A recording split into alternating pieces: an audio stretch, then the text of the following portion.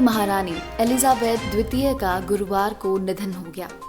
96 वर्ष की उम्र में स्कॉटलैंड में उन्होंने अपनी अंतिम सांस ली।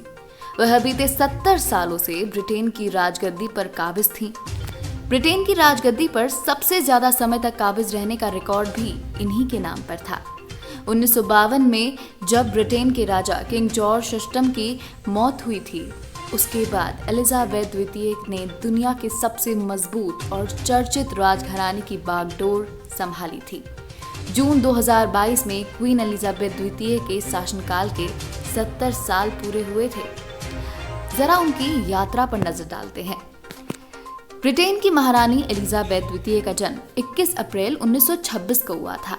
उनका पूरा नाम एलिजाबेथ एलेक्जेंड्रा मैरी विंडसर था।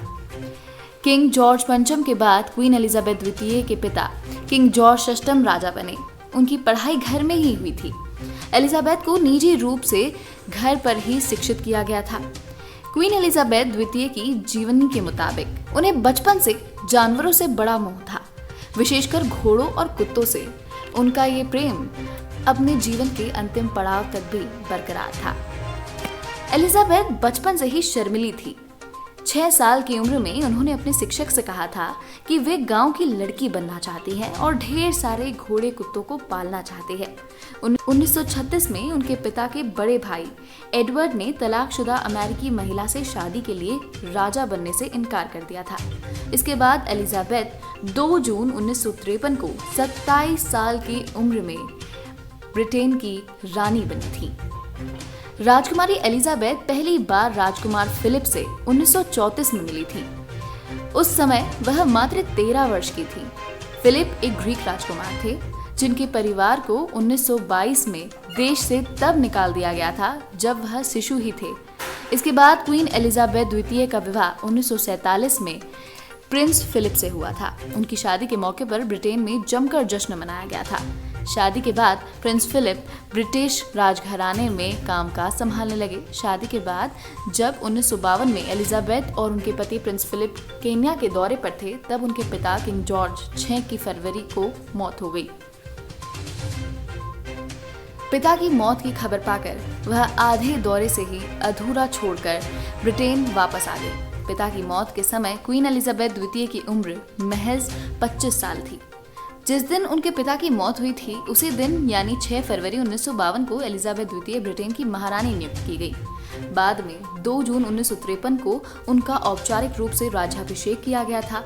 तब से लेकर अब तक वे ब्रिटेन की महारानी के रूप में सत्ता पर काबिज थी।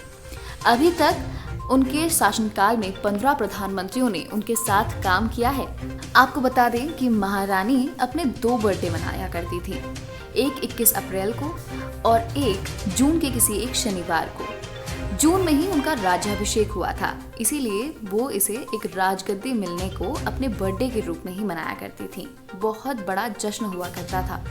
वे बिना पासपोर्ट के दुनिया के 128 से अधिक देशों में घूम चुकी थी।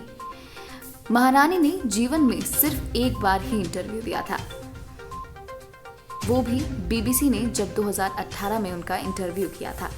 दुनिया भर में इन पर 225 से ज्यादा फिल्में बन चुकी है।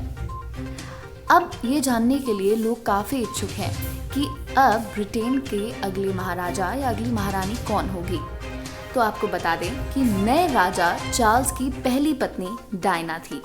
चार्ल्स के राजा बनने के बाद अब उनकी दूसरी पत्नी कैमिला को महारानी का मशहूर कोहिनूर वाला ताज मिलने जा रहा है। महारानी के निधन के बाद का प्लान कई साल पहले ही बन चुका था। ऑपरेशन लंदन ब्रिज प्लान 2021 में ही लीक हो गया था। आपको बता दें कि महारानी एलिजाबेथ पिछले साल अक्टूबर से स्वास्थ्य समस्याओं का सामना कर रही थी और इसी साल की शुरुआत में उन्होंने अपने शासन की 70वीं वर्षगांठ मनाई थी।